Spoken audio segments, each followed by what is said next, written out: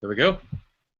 Hey guys, we are in the internet world for round number 2 of our online roundtables, and man, we're super excited to be back. Our last one was back in November, and then today we decided to kick off the year right at the beginning. You know, Martin Luther King week was this week, and we wanted to just celebrate Martin Luther King and diversity and internet and all that fun stuff by getting some youth pastors together and talking about reaching the schools.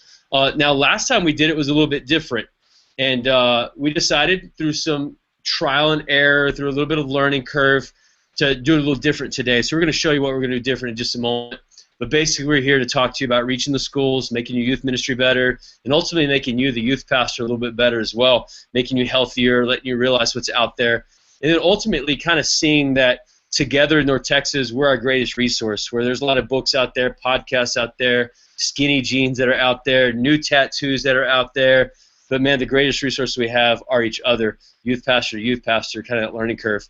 So today I've got some special guests with me, and I want to introduce the first one. He's kind of the one helping run this whole thing on the back end, the side that you don't see. I want to introduce one of my good friends out of Mesquite, Texas. His name's Tyler Harris. Tyler's on this call with us today. And Tyler, why don't you just take a few moments and tell us a little about yourself? What's up? My name is, like you said, Tyler Harris. I am the youth pastor at Mesquite First Assembly of God here in Mesquite, Texas. We're like 2 minutes from Mesquite High School. It's pretty cool. Got a nice little park outside that all the ducks swim around in. I've been here now it'll be 3 years the first week of camp. I started in my second week here was camp, and so that was kind of a culture shock to come and meet 20 students and literally have to spend an entire week with them.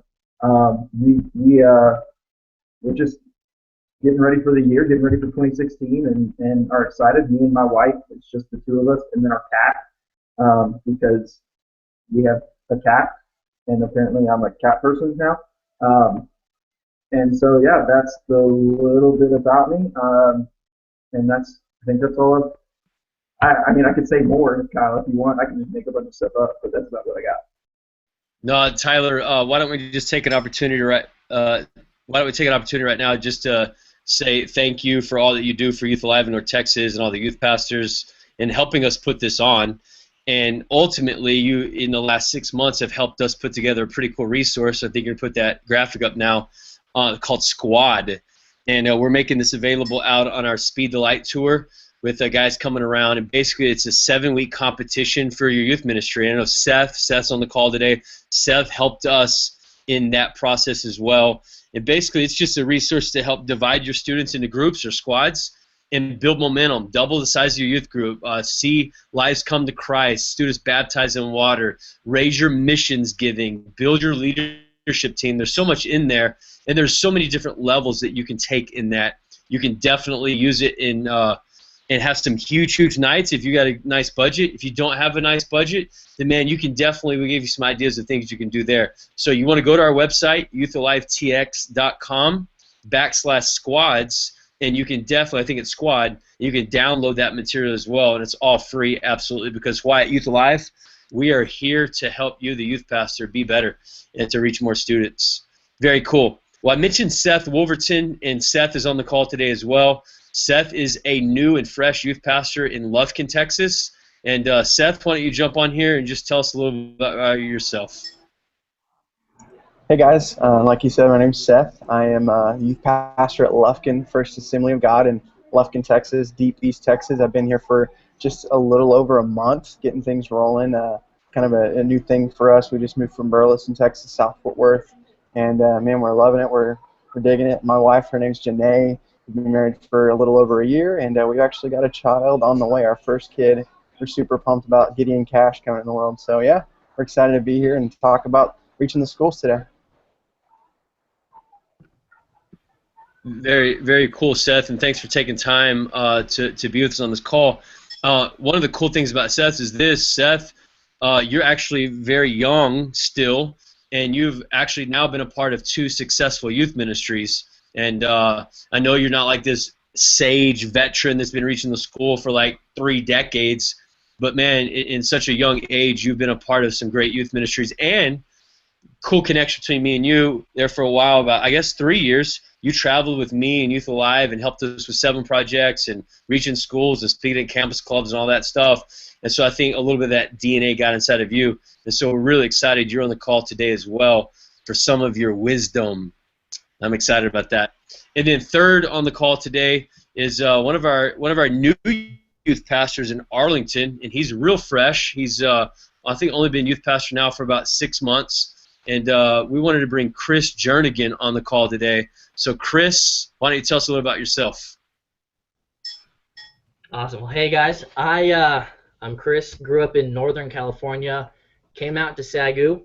Met my beautiful wife there. But graduated last December, so just about a year ago. Then got married in May, and then got the position in June. So I am a longtime veteran of 7 months at this point. And so I'm super excited just to be a part of this, ask some questions, and get some of your awesome wisdom. Very, very good, Chris. Today, the way we wanted to format it, last time we had 2 guys on from different parts of the world, and they just talked to us. They kind of spilled out all this wisdom and knowledge about reaching the school. And today, Chris, we wanted to kind of use you as a guinea pig, if you will. We wanted to kind of use you as the dummy, that someone that's new into student ministry, new into reaching the schools. I know you and I have talked, and you've got a million different questions. So I thought it'd be cool if we kind of got some youth pastors on the call and had some wisdom and really kind of use you as kind of that tool and that training to help answer your questions. So today, for all of you out there watching, we just want to take in bite-sized conversation style. We wanted to take some matters of reaching the school, being a better youth pastor, all that kind of things, from Chris's perspective, and then we'll jump in and help you answer those questions. Does that make sense? Mm-hmm. Absolutely. So, Chris, why don't you fire away? We're looking at going about 30 minutes here if you're on the call. We're not going to go all day. We're not going to go till midnight. There's not some long telethon. We're going to ask you for money at the end. This is just short, sweet. Chris, take it away. Begin to ask us some of those questions. I know you had some categories. You had categories about campus clubs, some kind of random stuff. Why don't you start out with some of the ones that you feel like are most important? Yeah. So I broke it up pretty much into just a couple categories. First one would be getting and being on your school campus. So my first question would be, what are the things I can do to just make that very first impression, to make an impact, and totally just let them say, hey, this is someone that we want on our campus?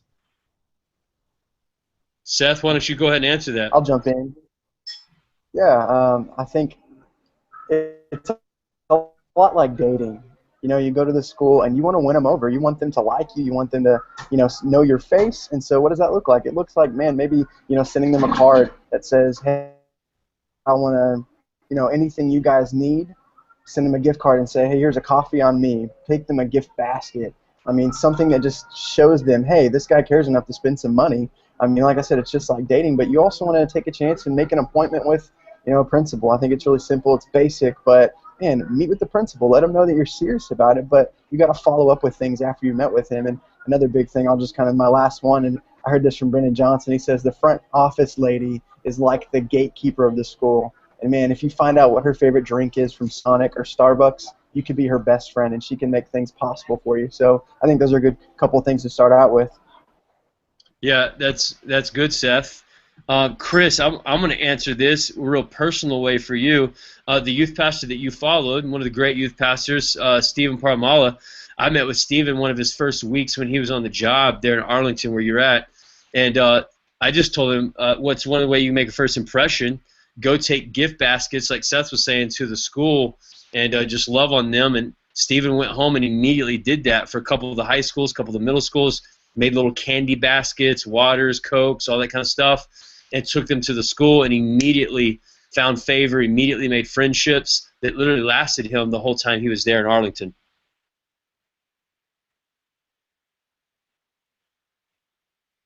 Tyler, what about you? Yeah, I completely agree. So my thought process behind it is you want to go in without an agenda. That if a church is coming into a school, they immediately are thinking along the process the idea of this person wants something. And while you could argue for that to be true, really what you want is to give them a bunch of stuff. You don't really want anything. You want them. You want to answer what their wants are. And so I like the gift baskets. I like the cards. I like Starbucks for the front desk lady because you don't want to have an agenda. You want to come in and say, look, I just want to love on students, and I want to love on the people that want to love on students as well.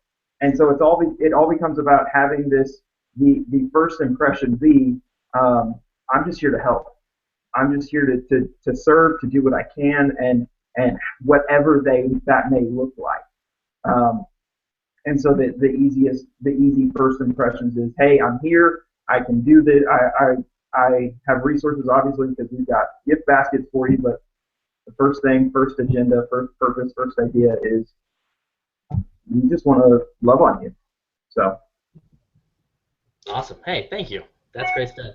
What okay, this would be kind of, I guess you already answered it a little bit, but maybe just add on to it would be once I make that first impression, or in order to make that first impression, who are some key people that I need to make that impression with, and who are some key people that I need to get closest to?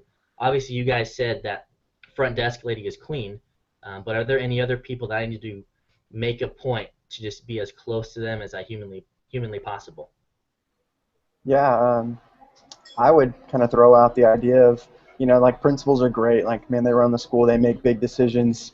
Awesome. Like, definitely make a relationship with them. Teachers, always great. And you might even have some in your church that can kind of connect you to the school. Coaches, huge. But man, for me, like when I go into a school, I don't know, this is just something I've done is make a connection with the head football coach. We live in Texas, and football is the biggest sport at school, unless you're in a weird town. But man, I've noticed that head football coaches have a lot of influence on the school campus, and honestly, football as a sport is the biggest thing. So, and you can do so many different things. I mean, bands connected to football, cheerleaders are connected to football. It's just like the biggest epicenter for that. So that's one thing that I've done. And also, I just throw out this too. Band directors are huge. They have a lot of influence as well, and maybe even think a little different and not so high. But man, I like connecting with the people that work in the cafeteria. I like, I believe in going to school lunches and meeting people there. But man, I love cleaning tables and picking up trash with the people in there and building a relationship with them. So those are a few ideas that I have. Thank you. Yeah, Seth, you've had some, like we said, some good success reaching the schools. In your connecting with those people, in your making those first impressions, how can you help Chris on balancing his time between doing all that outside the church with what he does inside the church? Because that's a real struggle for youth pastors. I would say this, like, if it's important, you're going to make time for it. And what I've done, where I've been, is that I've said, Tuesdays for me, every Tuesday I'm going to go to the school and I'm going to be there for lunches, and that's going to be a time for me to connect with students, of course, principals, teachers, coaches, and it's really opened a door. And the consistency behind that, they appreciate that, and your students, they're excited to see you, but even the coaches, man, they look for you, and if you miss, one, or you show up the next day because you couldn't make it, man, they look for you, and you just create this relationship, and it's important. So I'd say you just got to make time for it. If you got to just already say, you're planning your week, Tuesday at lunch, man, I'm going to be there for 2 hours. And sometimes that's what it costs. Sometimes it might be a little more, a little less, but you got to just carve out the time and make it a priority. It's good. You taking notes, Chris? Yeah. Heck yeah. Of course I am. Good. Tyler, you have anything to say on that one? I like the idea behind and this doesn't happen every time, but if you've got teachers in your church, figure out what school that they're at, because you've already got somebody on your team. And so if you can grab one of them, that's just a huge step in the right direction. Even if it ends up being like an elementary school, then you just start building that connection there, because whenever you start connecting in that age, when they get to be 6th, 7th grade, they're your students. They're already decided, hey, this is my pastor. And so just thinking through that while Seth was saying that is huge in my mind. I love the coaches. Absolutely, they coaches. Like you said, this is Texas. So That's a huge part of it. And then there was one more thing, prioritizing. Hey, we're spending. I'm just repeating everything Seth said because what he said was completely on point. But prioritizing your time to know, hey, when you're planning your weekly schedule, this is when I'm going to be up at school. This is what I'm going to be doing. This is when I'm going to run with the gift baskets. This is when I'm running because somebody asked me to grab a bunch of red ribbons. This is what. So just prioritizing your time, saying, hey, I'm devoted to students, which means I'm devoted to the schools as well. So Awesome. That's good. And Chris, let me add in this as well, and I know we're kind of jumping into another category, which would be your questions on campus clubs, but I would answer, who do you need to get closest to first? And I would say whoever will listen to you the quickest and the fastest, and probably what the hottest relationship would be. And a lot of times that's the campus club leader, that's the FCA coach, it's the one running that Bible club, that teacher sponsor. A lot of times it's that person. Why? Because they need the most help. Because a lot of youth pastors aren't out there to just really serve and help those Bible clubs, those FCA groups, those I Am Second groups. They're there a lot of times just to be the speaker, the guest speaker. But, man, those teachers need help on a week-to-week basis serving and kind of running those Bible clubs. So that's someone I would look for as well in the beginning, and someone that's, has that hot relationship that needs the most help in the beginning. Does that make sense? Oh, yeah, definitely. Good. Next question. Okay. So, Seth, you kind of already mentioned, obviously, it's almost just kind of like a given common knowledge. As a youth pastor, when you go to a campus, you go to lunch with them. While on campus, is there anywhere else I could go or anything else you guys do besides just lunch?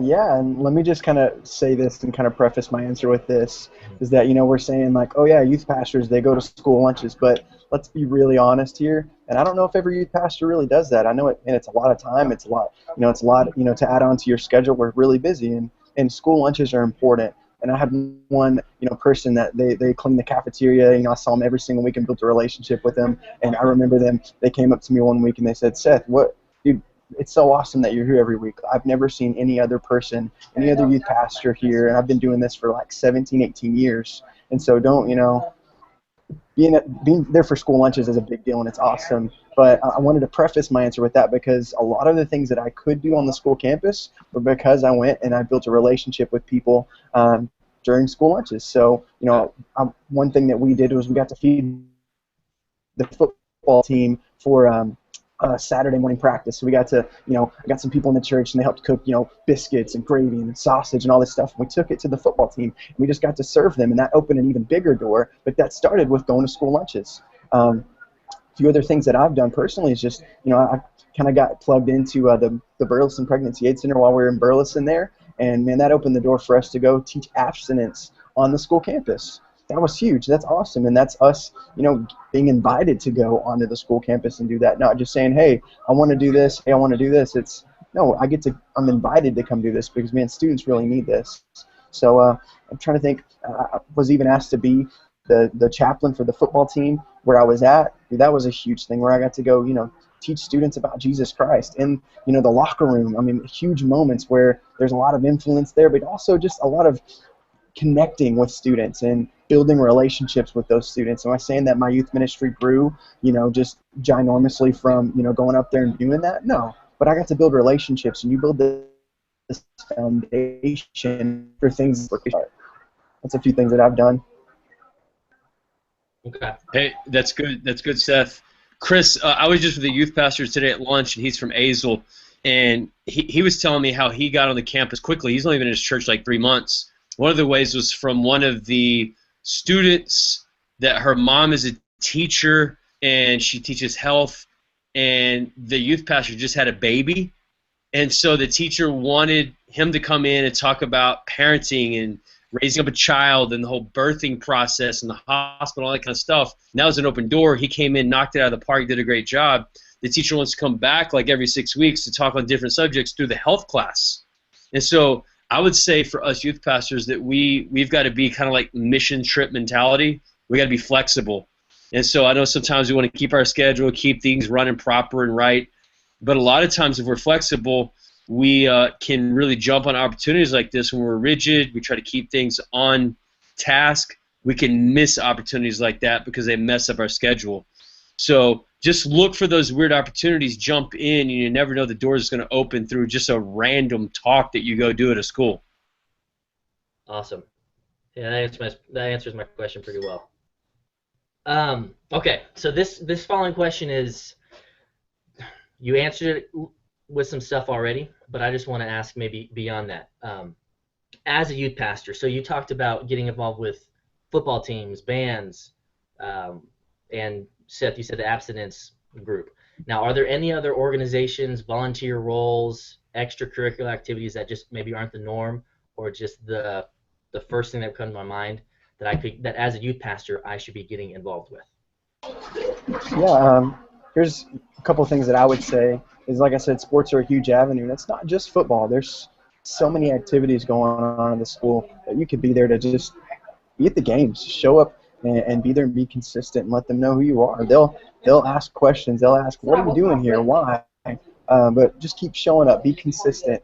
Like I said, anything with sports. Here's a cool thing. I know a friend of mine, Elisha Garcia from Living Church in Mansfield. He asked the school, hey, can we help out with your pep rallies? We have a sound system, and we can come in and do some crazy games, MC it, and they get to do that on a regular basis, where they get to come in and lead these pep rallies probably a few times a year. So that's a huge avenue. I mean, not everybody has the capability to do that, but that's something big, and that just kind of opens your mind. And it's really just this idea of asking this question, what does the school need help with? What can I be there for? There's theater productions that, let's be honest, need some help with lighting. They need some help with sound that some youth pastors have that quality. They're good at that kind of stuff. So why not offer that to the school and help them make the stuff they do better? And when we invest our time like that, and they see that, and it gives us an opportunity to be on the school campus, to be invited, and to change lives, man, through conversations, through building those relationships. Trying to think anything else, man. Band, like I said, is huge. It's the Gatorade drops. It's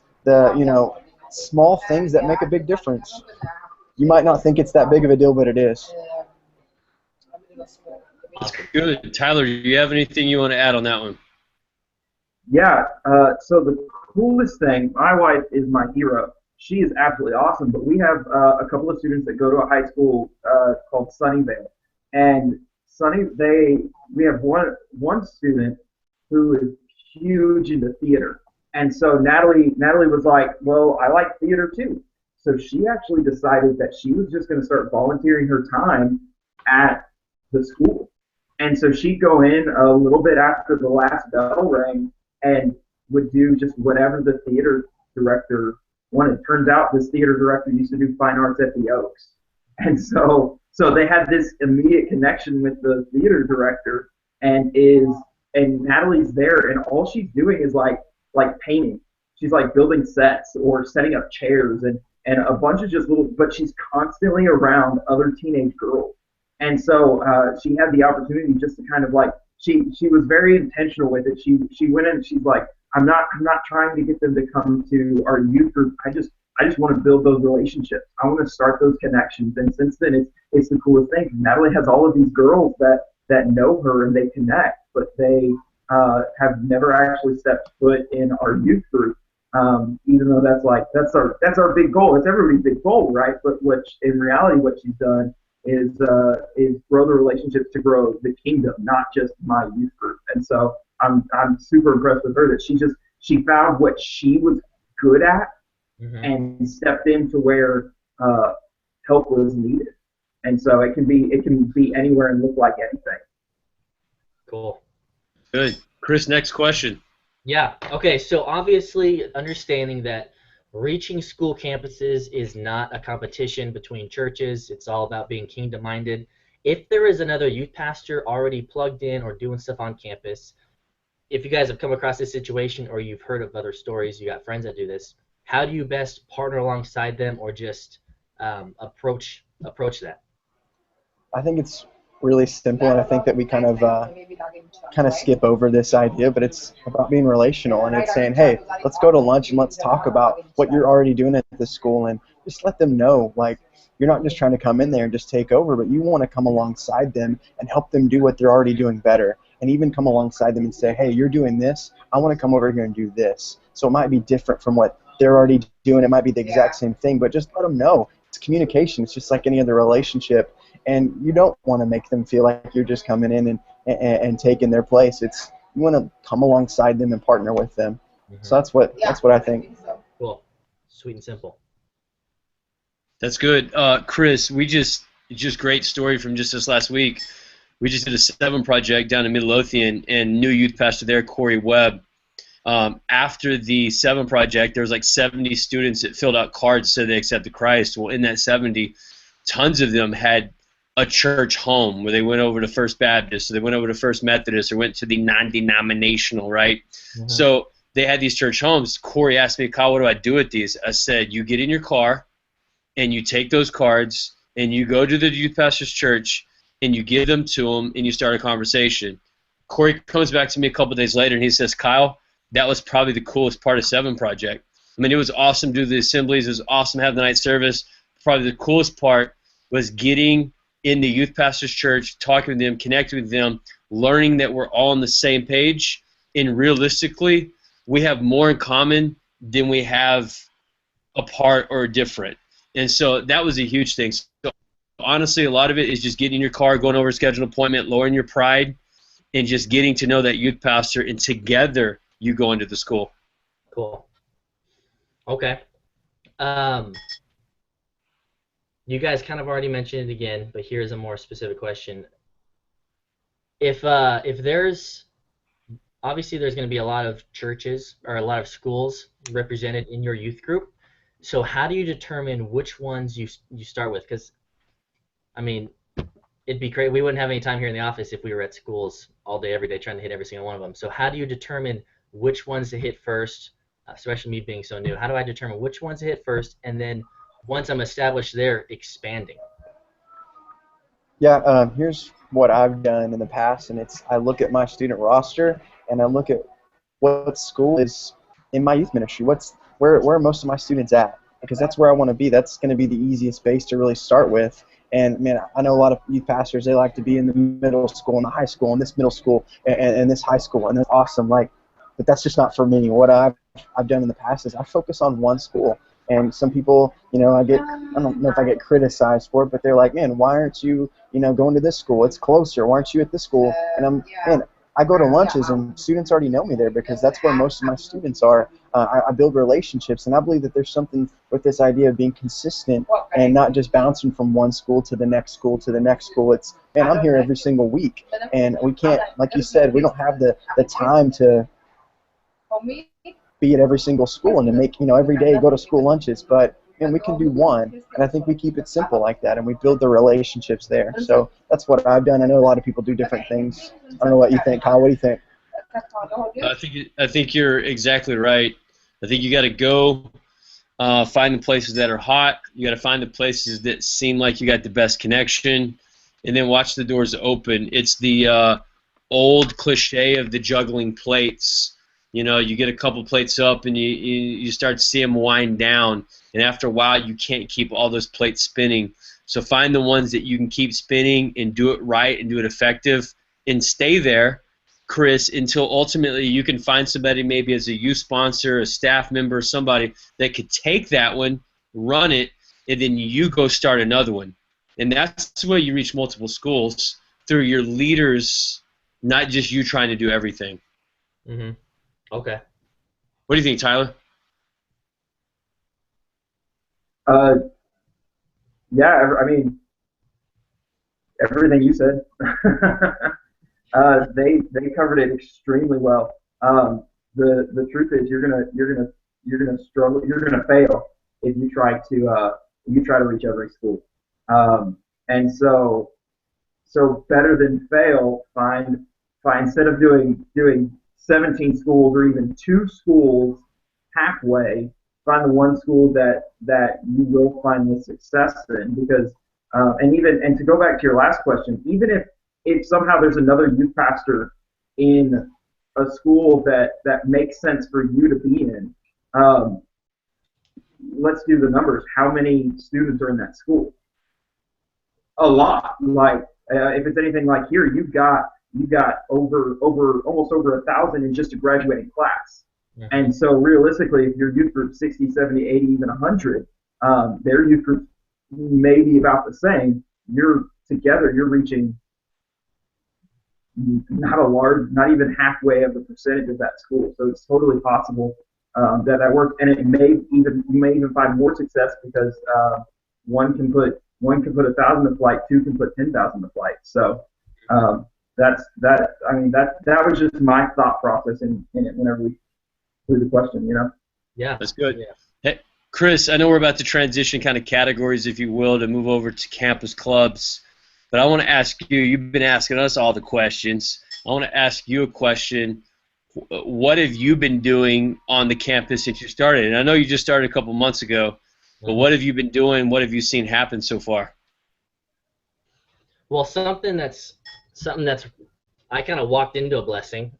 Steve Paramala, the guy before me, we had a healthy transition. He moved on to church plant in New York, and he had an extremely close relationship with a high school, Seguin, which is just in town, and the football coach.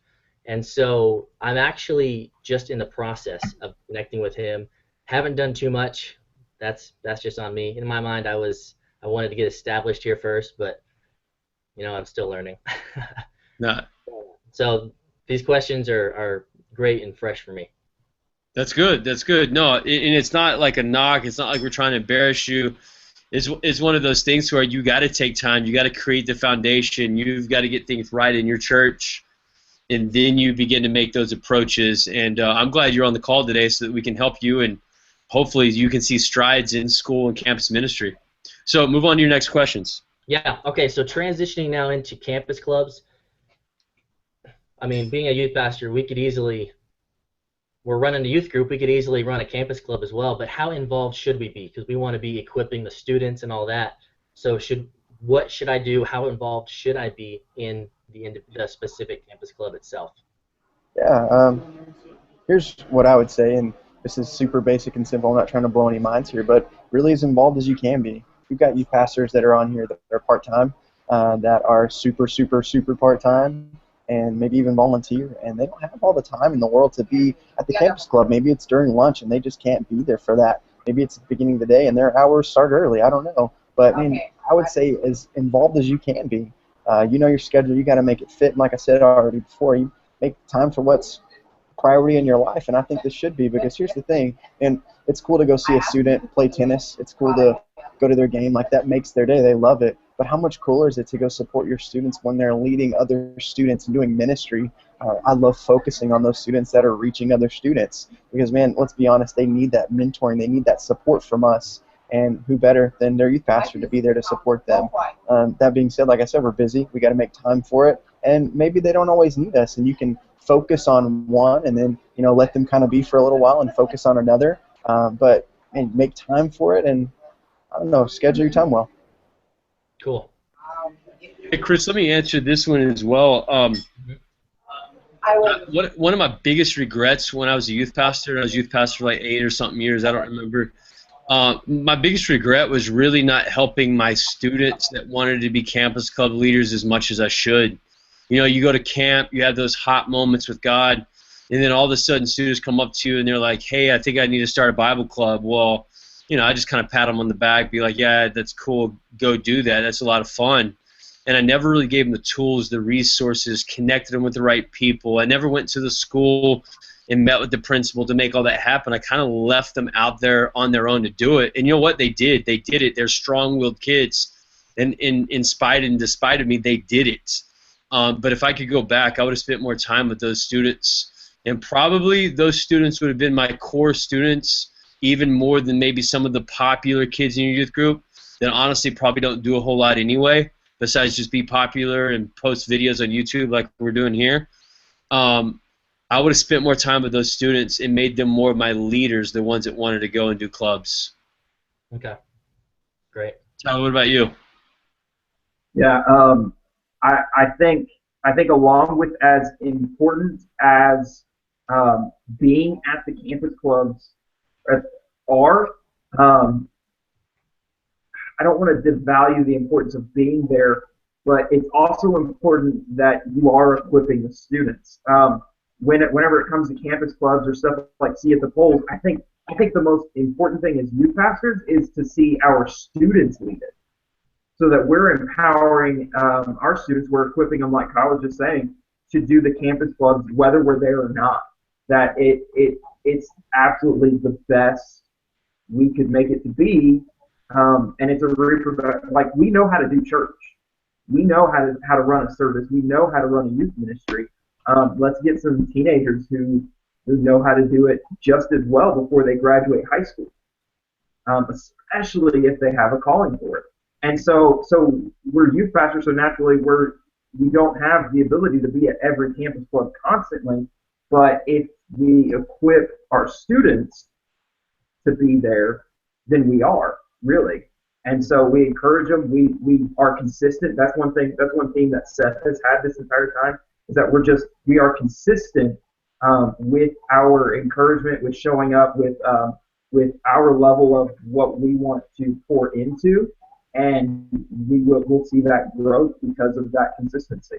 So, Hey, can I add one thing to that too as well? I don't remember who this was. I remember when traveling with Youth Alive, I don't know who the youth pastor was, but he would package something for multiple students. He had multiple campus clubs at different schools, and he had something like a bag that he would give to them every single week. And so he had like a game in there, and he had a lesson plan in there for a student. And Kyle, you might remember better than I do, but I thought that was pretty cool. And yeah, it's a lot of work, and that's a lot. That's probably an hour, 2 hours worth of time that you may or may not have. But how cool is it that make it that easy for them to have that chance to minister? Because not every kid has, they're not writing sermons, and they're not, have all this lesson plan. I know Youth Alive has a lot of resources out there, and you can Google and find all kinds of stuff. But I thought that was pretty cool, and we could even go to that next level and do that for our students. Mm-hmm. Yeah, that actually kind of starts to answer my next question, because my next question was just, what can I do to help the campus club be the best it can be? And so, Seth, you mentioned just gift packaging them pretty much all they need and equipping them. So these answers could be super, super short, which is totally okay. But what can I do to make the campus club all that it can be? Appealing, spiritual, fun, that kind of stuff. Yeah, let me hop in here, Seth. You answered that just a few minutes ago. Mm-hmm. A lot of times we think we're going to go to this campus club to be this great spiritual prodigy, and we're going to preach these hot sermons and do all this great stuff. But more than anything, you just need to be there to make conversation with students, to love on students. I know one of our great youth pastors in Dallas, his name's Louis Salazar. He shows up with Little Debbie snacks. A lot of people always talk about taking Starbucks and donuts and all that kind of stuff, and that can get really pricey. But he just goes down and gets some old Star Crunches and those little cosmic brownies and the little peanut butter cups and all that kind of stuff. And he takes those every single week. They got some kind of snack, some kind of goodie that they'll be able to take. And it just is there, not to be this spiritual sage, but to literally talk to students, learn from them. And Chris, this is what I found out. When you get in their world, you let them talk, you gain sermon material. So you're having a hard time with stories, you're having a hard time knowing what to preach, get in these kids' lives that don't even go to your church, and you'll find out real quick what's going on in the world. Cool. Okay, right on. Okay, so transitioning out of campus clubs, this is, this is a random question about campus clubs. Just answer it, one sentence, one word, however you need to. But when you've had students wanting to develop and start campus clubs, what time of the day have you seen to be most successful? Because I know that there's schools around here that they do it all different kinds. Sometimes they'll do it at lunch, sometimes they'll do it before school, after school. What have you seen to be the time of day that most high school students are going to their own campus clubs? My answer would be lunch. And here's why I would say lunch, because let's be honest, students don't want to wake up earlier than they already have to. A lot of practices are in the morning, a lot of practices are even in the afternoon. And so I think, man, you can have a greater turnout at lunch. It's just, if your school allows that. So that's what I would say. Cool. Tyler, why don't you answer that? Our high school, the one that we feed into, has, I think at last count, 5 campus clubs. So there's like, one's called Redemption, one's called Sacrifice. There's FCA, and then there's a couple others. All of them, every single one, meets in the morning. before school. One's on Thursday, one's on Wednesday, one FCA's Friday morning. They all meet in the morning. Okay, that's crazy. Yeah. Chris, let me add to that. Yeah. There is not one right answer for your question. Mm-hmm. And a lot of people think that there could be one club that could reach the school, and that's incorrect. It's like church planning. We want 5 or 6 churches in one city. Why? Because there's different interests, different people, different personalities. And one campus club is not going to reach the whole school. So you may have students that are really good at math, and they have a little math club during lunch. Let them do a club during lunch. You may have athletes that can't do lunch because they're working out or something, taking those creatine and protein shakes, and they need to do it before school. Whatever fits their personality, their group, their interests. It's almost like doing small groups with your church. Make those happen. And it's okay if your church, if your school has 5 or 6 different clubs. Okay. Because you're going to reach more people that way than trying to do one club to fit everyone's needs, because you're not everyone needs. Okay, that's good. Way to put it. Yeah, you froze for a second, so I wasn't sure if you were done. Okay, so to close out all my questions, I got one final one. Just it's in the miscellaneous category because it didn't really fit any others. But how have you guys, or stories of other youth pastors, or your church as a whole, what have you guys done or seen to just serve your campuses? Events, Gatorade drops, that kind of thing. Yeah, I think it's good to start with the basics.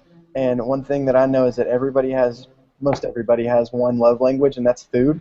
And man, anytime you can feed teachers or your principals, bring them a beverage, non-alcoholic, of course, that's a win. And man, they appreciate that. And especially if it's good, don't take them bad food. That's not going to be good for you. But man, food anytime. If it's an appreciation lunch, if it's just this, if it's food's always a win, so you can do that. The Gatorade drops are always a win. Man, thank you cards, the gift baskets, always a win. And even doing a service project and going to the principal and saying, hey, what can I do to serve the school? Asking them, but you got to be ready when you ask them, because man, they might ask for something outrageous and crazy, and if you don't really follow through with something that they need, then they're not gonna take you seriously the next time you ask, and they're gonna know, man, this guy doesn't really care. And yeah, we don't have the big budgets to do everything that they ask, but man, when they ask for something, dude, let's show up and do it well and do it excellent. So that's what I have to say. Good, Tyler. Yeah, that's the huge idea. I think that service project is probably the best thing, because what that really is you coming into the principal or assistant principal or even a counselor and going, what do you need? So there's a school in Albuquerque that the pastor was getting shuffled around, like he couldn't ever secure a meeting with the principal, no matter what he did. And this isn't a giant school either. This is just a smaller elementary school in the district. But he wouldn't meet it. So finally he kind of gets up there and goes, okay, who can I talk to? And he ends up sitting in front of his counselor, who really doesn't have any power or anything to say, hey, yeah, you could go hang out with kids, go do whatever you want over here. That's fine. Start your campus club. And so he sits down with her and he goes, what do you need? She's like, well, like, is that what you're here for? He's like, yeah, what do you need? I don't have flyers. I don't have business cards. What do you need? And she goes, well, Red Ribbon Week is coming up and we can't afford ribbons. And so he goes, okay, how many ribbons do you need? There are 500 kids, maybe. Okay, 500 ribbons, bought, done.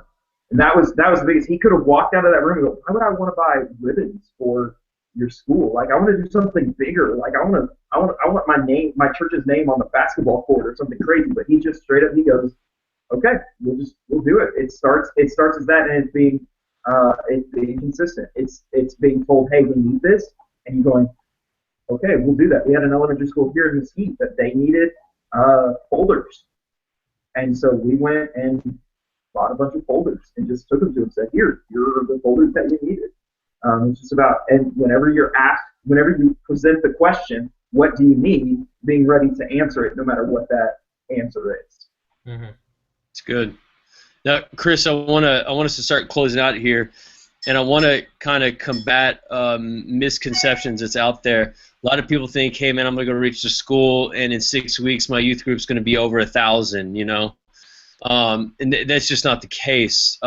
When you serve the school and all the things we're talking about today, the campus clubs, it's all about heart. It's all about motive. It's all about being a servant.